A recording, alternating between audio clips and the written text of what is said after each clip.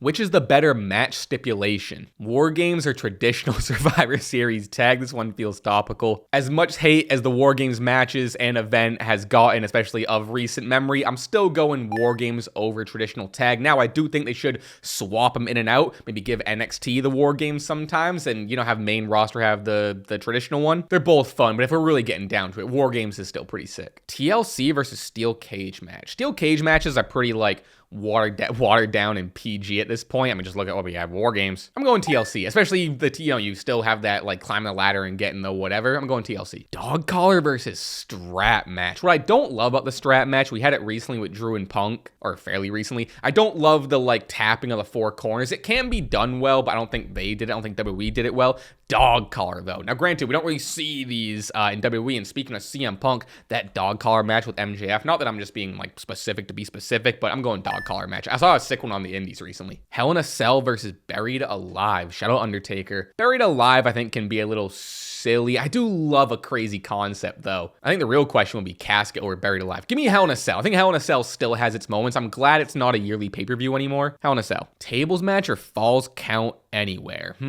Both have some real high highs, some real low lows. Table match is solid. I was rewatching the 3-on-3 tables match from Survivor Series 02 recently, and people kept going through tables, but everyone, it was oh no, but your opponent has to put you through a table, which I guess is a fine rule, but it happened 3 times. Anyway, that's besides the point. I'm going Falls Count Anywhere. That can be more fun. You can go into the crowd, and it can get way more silly, and sometimes that's a good thing, at least in my book.